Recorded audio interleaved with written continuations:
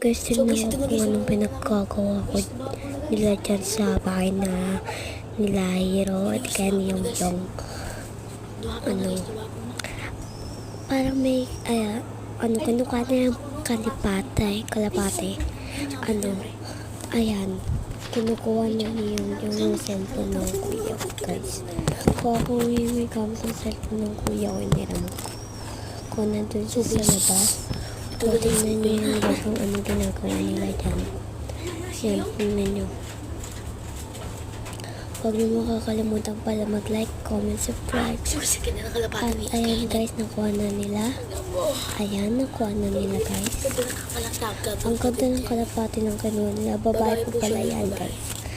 So babae yan ayan, pinalipad ulit nila. Tapos maya bumalik na po sa kulungan nila. Tapos bibigyan na natin sila pagkain. guys, kung umiyak pa kayo nyo ng kuya ko dyan. Ayan guys, pinakain niya na. Panoodin nyo kung ano pinagkagawa nila. Ayun lang po guys. Ay kakasal para tulog de.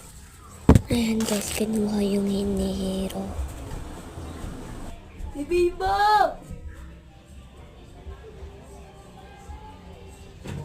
Ayan guys, bumaba nga para si Hiro dyan. Kaya sumunod yung kuya ko. Tingnan nyo guys. Hindi ko na lang papaabutin pa. Ayan guys, bumaba na dali-dali na bumaba yung kuya ko guys. Ayan guys. Bumaba na siya. Tapos dito na magtatapos yung video. Bye bye. Ito, stop ko.